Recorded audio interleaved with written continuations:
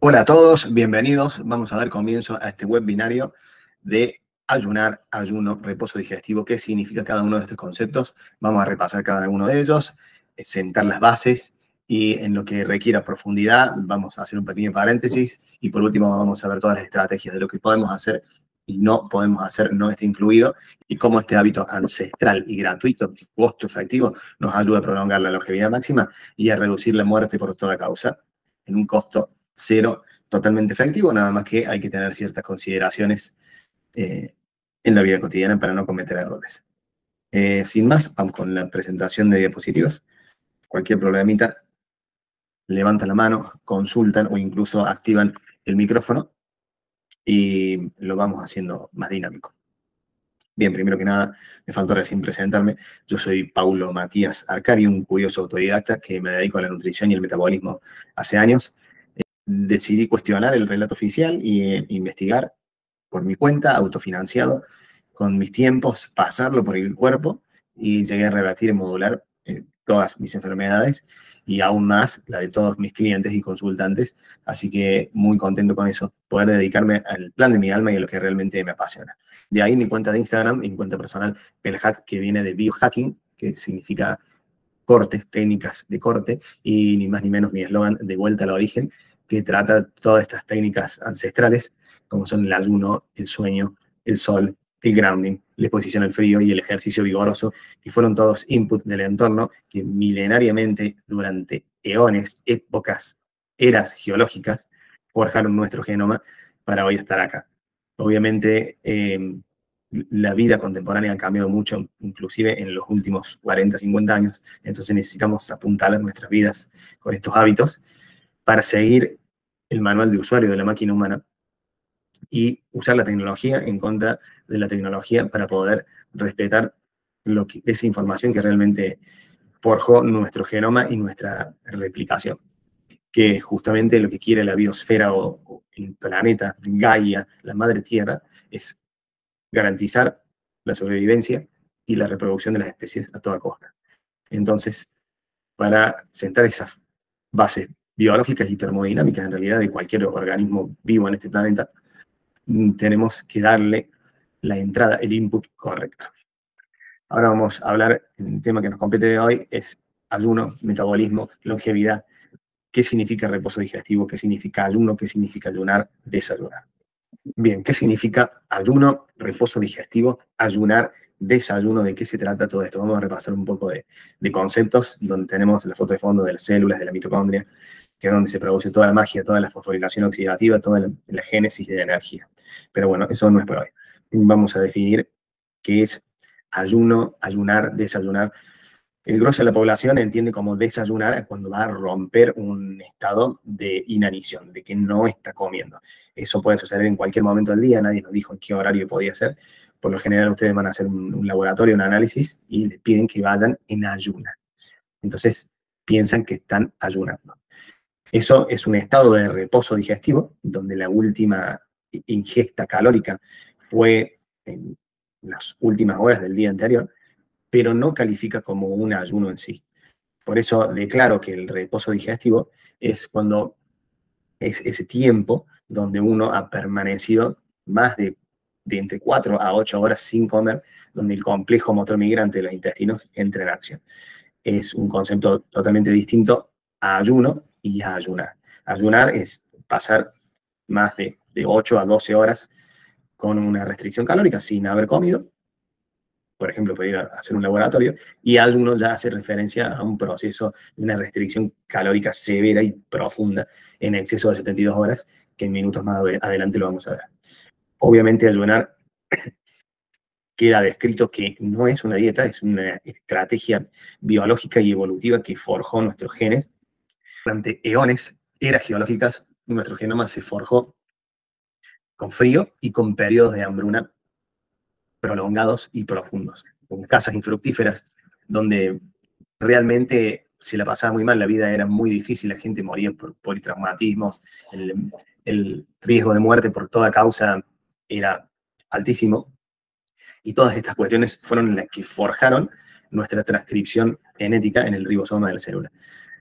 Entonces, realmente es parte de nosotros, es parte de nuestra fisiología, estos periodos de restricción calórica, ya sea prolongado, severo o una restricción calórica moderada.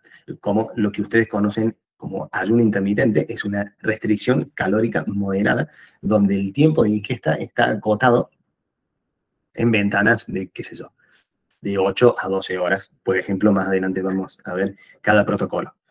Pero realmente una restricción calórica severa, profunda, lleva varios días, en exceso de 72 horas. Por eso esta clasificación de ayuno, ayunar, ayuno intermitente y reposo digestivo. Glucosas versus cetonas. El cuerpo elige qué quemar. Acá quería hacer referencia a que ustedes ya conocen que en varios de mis cursos vengo hablando que existen dos combustibles, dos sustratos por los cuales nuestro cuerpo produce energía. Adenosín trifosfato, la moneda universal de energía de cualquier ser vivo. Nosotros la obtenemos a partir de la glucosa o de los ácidos grasos que tenemos como subproducto las cetonas o cuerpos cetónicos. Bueno, esa explicación no es para hoy. Lo que sí quería hacer referencia es, con respecto al ayuno, esta parte. Para que nosotros entremos en un estado de ayuno profundo y se produzca esa autofagia, que es un proceso celular, que diapositiva más adelante lo vamos a ver al detalle, tiene que haber un ratio GKI, que es una relación, un índice glucosa-cetonas, que tiene que estar en un cierto nivel. No importan los números, pero para que esto pase, nuestra glucemia intradiaria, o nuestra glucemia basal en realidad, nuestra glucemia, ni bien nos levantamos, tiene que estar por debajo de 70 miligramos de decilitro, y nuestras cetonas, cuerpos cetónicos, tienen que estar arriba de 2 milimoles por litro. Este ratio o índice de glucosa-cetonas tiene que tener una cierta relación, un cierto valor, donde tiene un factor de conversión por 18, pero bueno, ese cálculo no es para hoy. Sí saber que para que se produzca el efecto de autofagia, la tasa metabólica basal, ese gasto de combustible, tiene que estar por debajo de 70 miligramos de decilitro y por arriba de 2 milimoles litro de cuerpos cetónicos, o sea, insulina baja. Por eso dice una vía cetogénica activa la diapositiva. Con respecto a esto, también establecer que el metabolismo, que son todos los procesos bioquímicos que se producen en el cuerpo para producir energía y para preservar la vida. Para eso necesitamos sustratos energéticos como la glucosa, como las cetonas y el oxígeno en el aire. Todos estos mecanismos químicos y fisiológicos tienen dos grandes grupos. Uno es el anabolismo, para la construcción y generación de tejido a partir del input, de la comida, del expendio calórico, y otro es el catabolismo o la vía AMPK. AMPK quinasa se llama la enzima, que es un proceso de deconstrucción, donde se están reparando, no estamos generando tejido, sino que estamos consumiendo tejido. Si nosotros estuviéramos en una restricción calórica severa, ininterrumpida, donde esta glucemia siempre tendería a bajar y los cuerpos cetónicos a subir, estaríamos en una franca cetosis, estaríamos en un déficit calórico y tenderíamos a desaparecer. No hay forma que prospere la vida. Entonces, también establezcamos qué significa déficit o superávit calórico. Como siempre les digo, las calorías sí existen, el tema es que nosotros no receptamos calorías, es una magnitud escalar cuantitativa de lo que le metemos en el cuerpo, pero no cualitativa. Hay un montón de aspectos emocionales y nutracéuticos, de calidad de nutrientes, de densidad nutricional que no estamos teniendo en cuenta. Entonces sí podemos hablar de una restricción calórica o de una inanición calórica, pero haciendo referencia a lo cuantitativo y no la calidad. El metabolismo tiene mucho que ver en la calidad de lo que le llevemos a la boca, porque entran en juego 40 moléculas esenciales que forman parte de todas las enzimas. Y todo. Bien, una vez descrito qué significa cada término para no entrar en problemas semánticos, después de haber descrito qué sucede metabólicamente con los sustratos energéticos en periodos de inanición, de no hay expendio calórico, no estamos comiendo nada, ya sea un reposo digestivo, un ayuno prolongado o el mismo ayuno intermitente, quería hacer referencia a todo ese tipo de cosas que pasan con respecto a los sustratos. Ahora vamos a, esta diapositiva quiero hablar sobre el hambre real, el hambre emocional y la glucodependencia, que son términos que yo uso siempre. La glucodependencia es esa montaña rusa de glucosa, hiperglucemia, hipoglucemia, que nos pone de mal humor y nos da hambre, que es un hambre emocional y no es hambre de verdad. quiero largar también con el concepto de diabetes, porque, a ver, antes de llegar a la diabetes hubo resistencia a la insulina, antes de la resistencia a la insulina hubo resistencia a la leptina y hubo glucodependencia por estar comiendo cada 2 o 3 horas como un pajarito, como siempre digo. Y la referencia de la diabetes mellitus, de la palabra que significa diabetes, viene de diuresis y viene de orina. Y mellitus viene de melasa, significa orina o exceso de orina o exceso de melasa, de glucosa en la orina. Entonces, ¿cómo puede ser que un sustrato energético que nosotros utilizamos para producir energía aparezca en exceso en la orina y el cuerpo intente excretarla? Justamente porque estamos en una hiperglucemia sostenida, donde el cuerpo, y acá entro en controversia con, con algunos influencers, donde dicen que la insulina y el carbohidrato son necesarios para la construcción de músculo, lo cual para mí están equivocados. Podemos tener un periodo de anabolismo muscular pura y exclusivamente de aminoácidos glucogénicos y de ácidos grasos. Pero bueno, esa discusión no es para hoy. Lo que sí, las glucemias, las hiperglucemias sostenidas, claramente es un mecanismo tóxico para el cuerpo. El cuerpo todo el tiempo secreta insulina en pos de regularizar la glucemia en 90 miligramos de decilitro. ¿Por qué intentaría regularizar? ¿Y por qué tenemos tan baja reserva de glucógeno y tenemos tanta cantidad de reserva de ácidos grasos? Porque el cuerpo no la prefiere a la glucosa, la prioriza, porque intenta estabilizarla todo el tiempo. Cuando ya no puede estabilizarla más, viene la resistencia a la insulina y más adelante la diabetes y más adelante todas las enfermedades neurodegenerativas que vienen asociadas a toda esta inflamación crónica y a toda esta glucodependencia. ¿Sí? Glucodependencia, dependemos del carbohidrato para la producción de energía, por eso cada 2 o 3 horas el cuerpo nos pide y sentimos hambre, pero es un hambre emocional. El verdadero hambre se siente con otra intensidad y con una avidez de densidad nutricional. El cuerpo tiene hambre por carencia de nutrientes, en realidad. Y ahora estamos sorteando en las últimas décadas, como les decía, recién el término de eones y eras geológicas donde se adaptó nuestro genoma. Necesitamos más de 20.000 años para que nuestro genoma se adapte a ciertas condiciones. Hoy en día la revolución tecnológica vino exponencialmente muy rápido y ahora tenemos, tocando un botón, tenemos en 15 minutos un montón de fuente calórica para la producción de energía.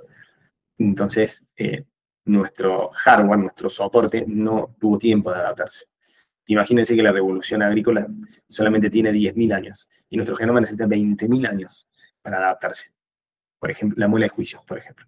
Bueno, pero no es para ahora, no me quiero ir por las ramas. Esta parte es muy pesada, pero bueno, necesito ponernos en contexto para que tomen conciencia de que el ayuno profundo necesita de otros cuidados y de otras intervenciones. Y que el ayuno intermitente, a ver, es buenísimo, tiene muchos beneficios, pero el problema semántico de la autofagia tiene un pequeño error que más adelante vamos a ver.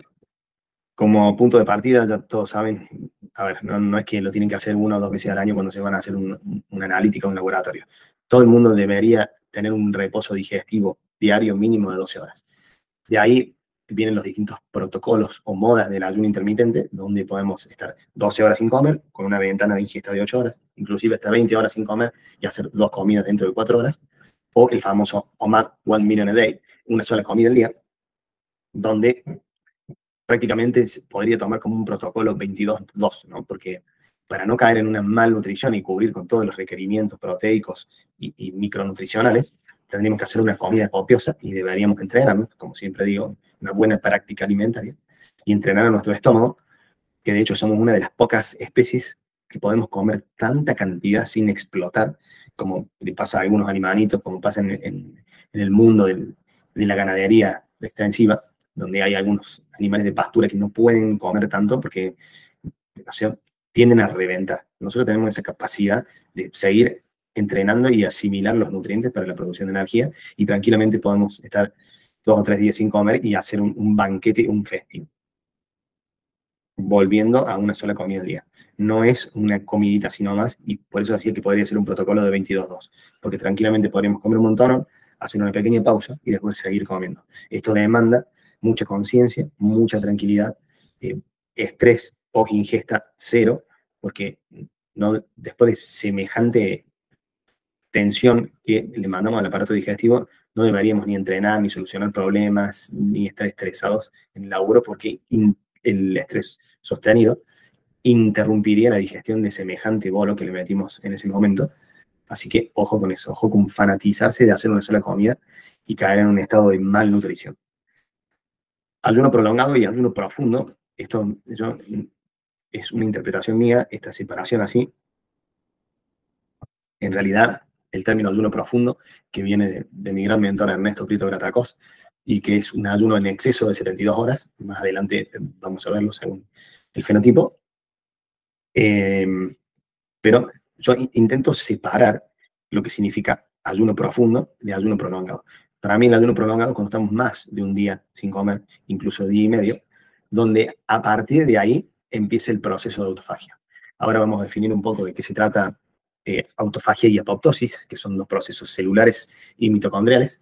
La apoptosis es la muerte celular programada, que no es para hoy, pero cada órgano y cada mitocondria, cada organelo, cada célula de cada tejido, de cada órgano, sabe cuándo es tiempo de morir y darle lugar a la próxima, para así revitalizar la unidad y el tejido y obviamente el individuo. Pero bueno, eso no es para hoy. Sí hablar sobre la autofagia, que es un proceso de autocomerse, de reciclaje, donde por alguna razón poco descrita en las células y en las mitocondrias, en procesos donde todo el entorno detecta de que estamos en épocas de vaca flaca, empieza a tirar a la hoguera de la producción de energía, esta cadena transportadora de electrones o el ciclo de Krebs, como lo han escuchado, hay una selección natural biológica de organelos deficientes, donde se autofagia, se autocomen para la producción de energía. Eso, de ahí viene ese término. Este proceso en realidad sucede todo el tiempo, depende de los tejidos y la prioridad del órgano y del tejido. No es lo mismo un músculo que la piel, que el intestino grueso, que el intestino delgado. Estos procesos de autofagia tienen un tempo distinto dependiendo del órgano. Pero ¿qué pasa? En tiempos de inanición sostenida, no de una restricción calórica moderada, sino una restricción calórica severa, profunda, o sea, silencio total, el cuerpo detecta esto y empieza ese reciclaje celular. Eso depende del fenotipo y el subfenotipo. Fenotipos hay 8 tipos de Homo sapiens muy bien descritos por Ernesto Prieto y su programa de ayuno profundo 3.0,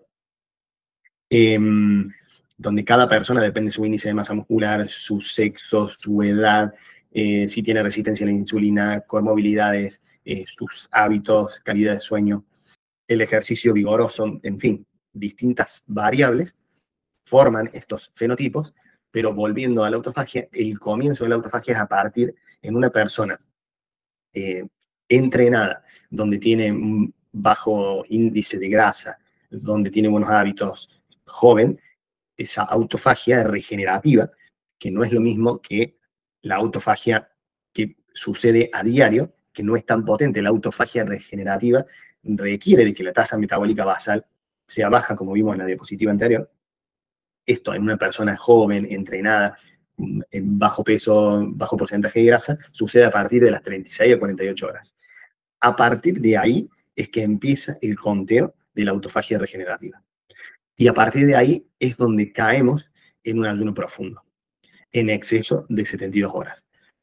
¿Y por qué en 72 horas? Porque lo que la biogerontología estudia, la ciencia de la longevidad, lo que pospone la longevidad máxima, lo que reduce la muerte por toda causa, ya está totalmente descrito, que es el ayuno profundo, y que es cíclico y necesitamos al menos dentro de un ciclo solar de 365 días, alrededor de un 20% de una restricción calórica severa.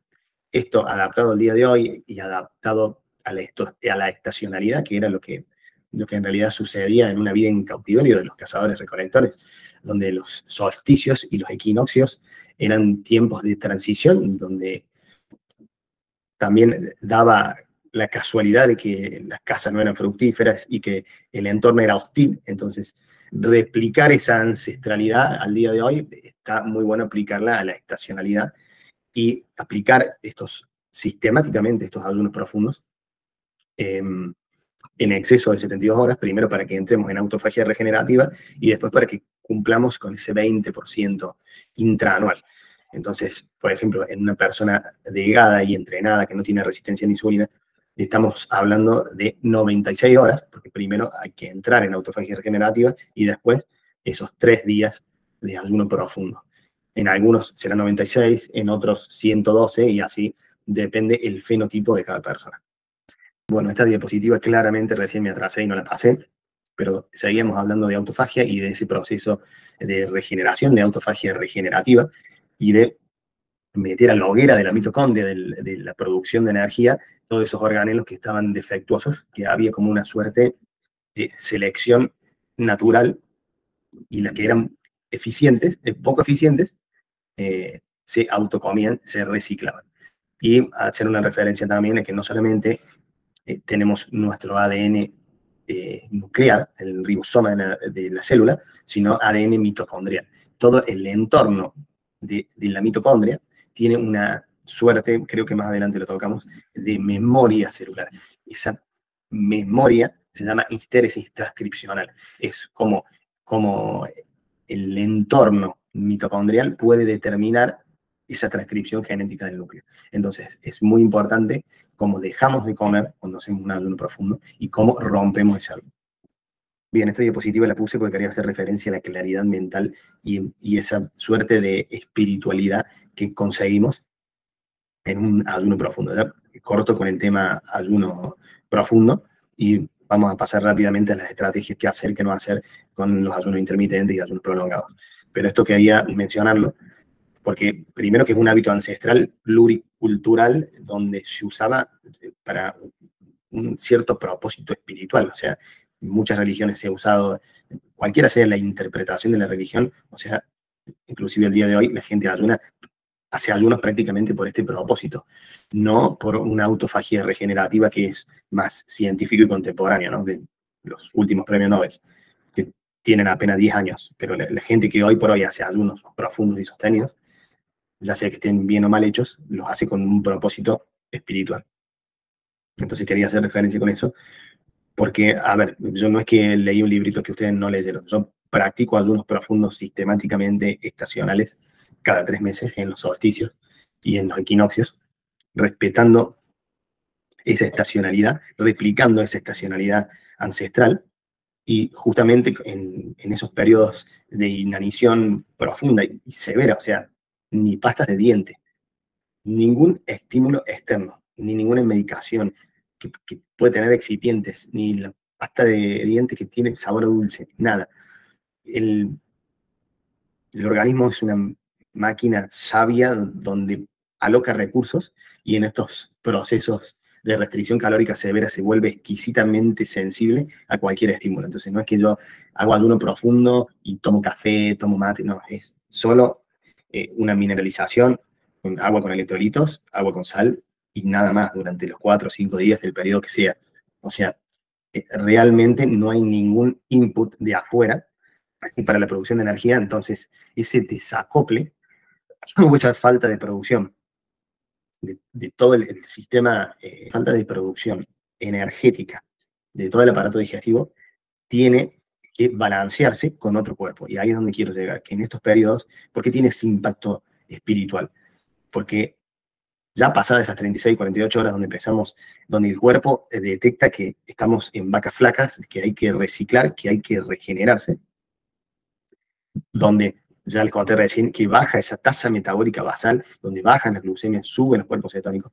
Bueno, ahí la tasa metabólica basal, o sea, lo que el cuerpo está consumiendo, baja a la mitad.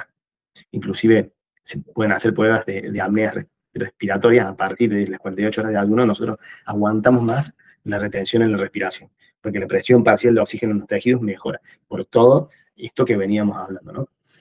Entonces, también el cuerpo físico necesita un apoyo del cuerpo mental y del cuerpo emocional, y de ahí escarbar en esa emocionalidad. Hoy es muy en esa espiritualidad, perdón.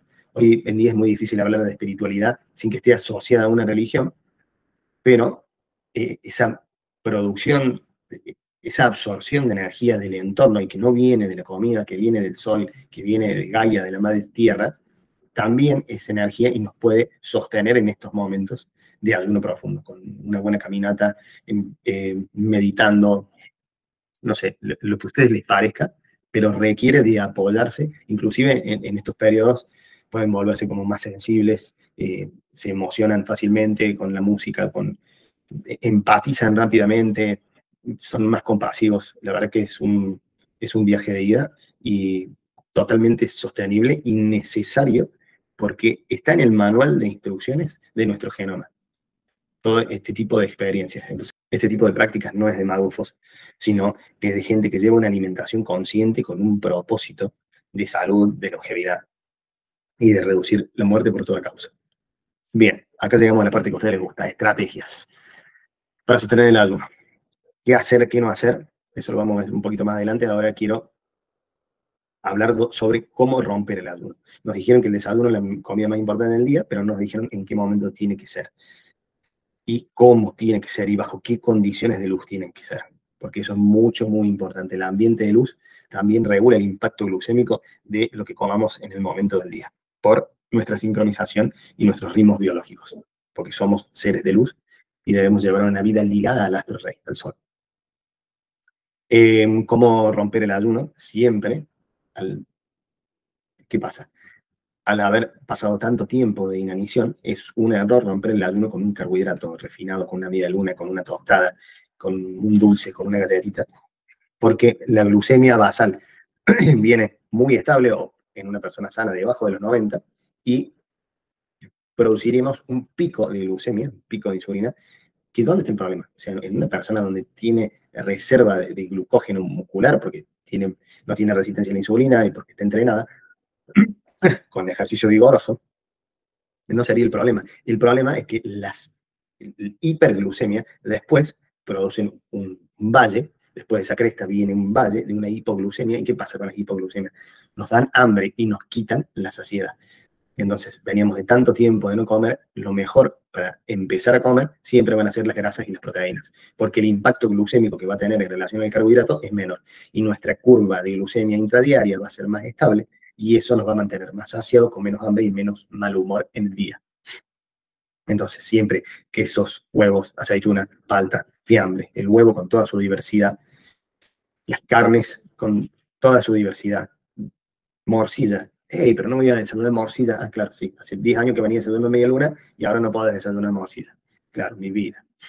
Y así, en ese orden de cosas, mantener todas las ingestas. Ustedes ya saben que yo pregono una dieta cetogénica, en realidad no glucogénica, porque también me han escuchado hablar que si mantenemos la cetosis sostenida en el tiempo, tendemos a desaparecer. Entonces, en realidad, nuestro metabolismo pendula entre glucosis y cetosis, o sea, producción de energía a partir de glucosa, producción de energía a partir de las cetonas. Siempre vamos pendulando y esa flexibilidad metabólica es lo que reduce nuestra inflamación crónica, lo que prolonga nuestra longevidad y lo que reduce nuestro riesgo de muerte por toda causa. También acá puse movimiento, trabajo y distracciones, porque en momentos donde tenemos el cortisol elevado, donde nuestro sistema nos prepara para la lucha o huida, es donde es el horario del día donde nosotros nos volvemos más eficientes y donde deberíamos estar trabajando y no comiendo. Entonces, ustedes pueden elegir cuándo desayunar. Yo no recomiendo desayunar ni bien te levantes, porque no nos levantamos con hambre, sino que nos levantamos deshidratados. Eso me han escuchado decirlo varias veces, no es para hoy, pero yo prefiero comer en un horario del día donde tenga un buen ácido estomacal y donde realmente mi sistema esté preparado, ya el cortisol se haya planchado un poco, ya haya resuelto un par de problemas, laburado, haya entrenado o me haya movido, haya usado toda mi reserva de glucógeno del día anterior, ya sea de mi comida baja en carbohidratos o lo que sea que haya comido, usar mi glucógeno para después usar mis triglicéridos, producir cuerpos cetónicos y siempre pendular en eso que les decía antes. Entonces, por eso es que prefiero desayunar lo más tarde posible. Desayunar. Dejar de ayunar. Bien, y por fin llegamos a la última diapositiva. En realidad eran 9, 10 diapositivas. Quería hacerlo corto, nada más que no puedo con mi genio, me tengo que reposar en explicaciones extensas para poder llegar a profundidad con mi mensaje, de lo que sí y lo que no. Tu cuerpo no necesita permiso. A ver, para que quede claro, ayunar es acortar las ventanas de ingesta en el día. Cualquiera sea el protocolo, no importa demasiado cuántas horas vamos a estar comiendo. Esa ventana de ingesta empieza desde que empezamos a comer y termina en la última comida. Entonces no importa qué tan extensa es esa ventana, porque no deja de ser un protocolo de ayuno intermitente. Ahora lo que sí importa es cuántas veces comemos, porque mientras menos veces comemos, menos vamos a estimular la insulina. Entonces, yo no recomiendo comer más de 3 veces, cualquiera sea la ventana. Yo, por lo general, tengo días que como en una ventana de 8 horas y hay días que hago una sola comida al día. Los que ya me conocen, ya conocen un poco mi protocolo. Pero no recomiendo comer más de 3 veces. Entonces, cualquiera sea esa ventana de ingesta, hacer 1 a 2 comidas. Y como no es una dieta, es un protocolo, y justamente les venía diciendo que hay que entrenar a nuestro cuerpo a que llegue a una buena saciedad para poder aguantar hasta la próxima comida o inclusive hasta el próximo día. Entonces, tenemos que, como ven acá en la imagen, nuestra práctica alimentaria tiene que ser con densidad nutricional, no con ningún comestible que venga en paquete que tenga código barra. Tienen que ser cosas de la madre naturaleza, ya sea cualquier plantica de hoja verde, frutos secos, el huevo con toda su versatilidad y cualquier animalito que corra, nade, huele, del rabo hasta el hocico. Se come todo, inclusive los ojos. Ahí es donde hay verdadera densidad nutricional y de esas 40 moléculas esenciales que he hablado en otro momento, que necesita nuestro sistema incorporar mediante la práctica alimentaria. Eso es muy importante para sostener este estilo de vida, de ayunar, de hacer ayunos intermitentes, cada tanto clavar un prolongado y en forma estacional hacer ayunos profundos. Hay mucha literatura y hay mucha información en las redes respecto de esto, así que si no me creen, pueden buscar otra fuente y seguir profundizando ahí, que es buenísimo. El tema de cómo romper el ayuno, espero que haya quedado claro, no con carbohidratos, pero para que no me dé más hambre después, no porque sea fanático de las grasas, y bueno, sí, un poco lo soy, pero no es por fanatismo, sino para que no nos dé hambre para un postrecito o para una tercera comida y valorar y respetar los tiempos de no comer, que son igual de importantes que los tiempos de comer. Para saber ayunar y no comer, primero hay que saber comer para buscar esa saciedad y para darle a nuestro sistema lo que necesita para estar nutridos y saciados. E incorporar una plétora nutricional, es decir, saturar nuestro medio interno de estas 40 moléculas necesarias para la vida, para mantenernos nutridos y saciados hasta la próxima ingesta, que milenariamente no sabíamos cuándo iba a ser.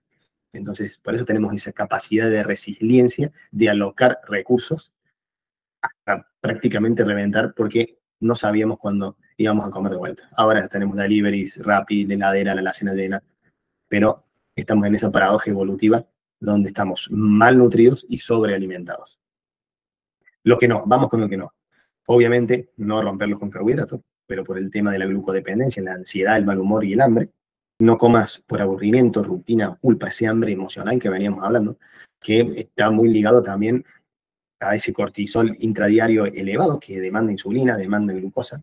Entonces, esto no se modula únicamente con una práctica alimentaria, sino hay que tener los ciclos circadianos, los biorritmos bien corregidos, robustos, y obviamente una gestión del estrés, ya sea movimiento, entrenamiento, cualquier terapia coadyuvante como yoga, técnica de respiración, el psicólogo, para que no canalizar nuestra ansiedad en el alimento.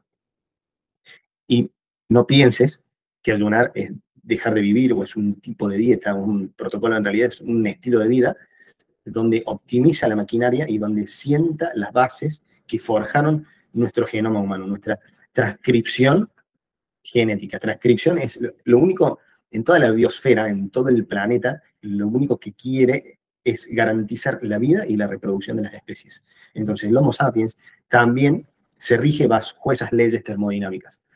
Entonces, intenta todo el tiempo preservar la vida y la reproducción desde todos estos procesos y de estos inputs ancestrales que le dan la información del entorno a nuestras células para la correcta transcripción genética y que no caigamos en una malnutrición o en una enfermedad o en una enfermedad incluso carencial por falta de nutrientes. Hoy en día, aplicar esto como estilo de vida, ayunar, hacer ayunos intermitentes, prolongados, profundos, donde antes eran involuntarios y ahora son voluntarios, pero inclusive lo podemos optimizar con un montón de suplementación específica, no con la dosis diaria recomendada, sino con algo terapéutico, nos puede ayudar a prolongar esa longevidad y a reducir la muerte por toda causa y evitar esas enfermedades carenciales y optimizar nuestro sistema. O sea, es el acto de amor más grande que le podés dar a un Homo sapiens y que te podés dar a vos mismo.